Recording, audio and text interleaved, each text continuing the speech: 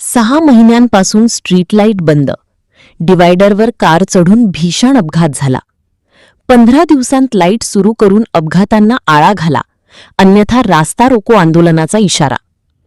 पिंपळगाव बसवंत वणी चौफुली ते अंबिकानगर परिसरात भरधाव कार थेट डिवायडरवर चढल्याने भीषण अपघात झाला.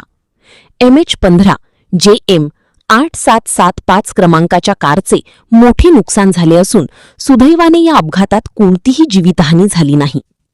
स्थानिक नागरिकांच्या म्हणण्यानुसार या परिसरातील स्ट्रीट लाईट गेल्या 6 महिन्यांपासून बंद आहेत. त्यामुळे रात्रीच्या वेळी वाहन चालकांना रस्त्याचा अंदाज येत नसल्याने येथे वारंवार छोटे मोठे अपघात घडत आहेत. महामार्गालगतच वस्ती आणि घरे असल्याने नागरिकांच्या जीवाला धोका निर्माण झाला आहे. वणीकडून पिंपळगाव बसवंतच्या दिशेने येणारी वाहने भरधाव वेगाने धावत असल्यामुळे अपघातांचे प्रमाण वाढत असल्याची तक्रार नागरिकांनी केली आहे.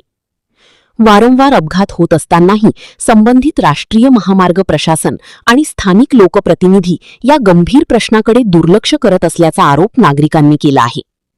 या परिसरातील स्ट्रीट लाईट तातडीने सुरू करावेत, आवश्यक सुरक्षा उपाययोजना कराव्यात आणि अपघातांना आळा घालावा.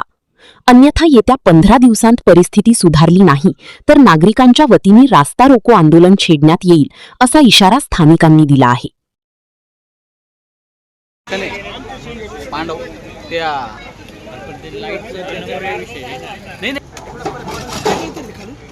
काय ते डिझेल आहे ना, डिझेल पेट्रोल आहे. आईला लय टाकीच भरेल होती.